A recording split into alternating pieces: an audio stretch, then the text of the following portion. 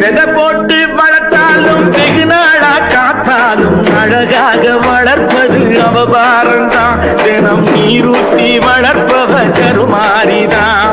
விதை போட்டு வளர்த்தாலும் வெகு நாளா காத்தாலும் அழகாக வளர்ப்பது அவபாரம்தான். தினம் நீரூட்டி வளர்ப்பவ கருமாரிதான். நீரூட்டி வளர்ப்பவ கருமாரி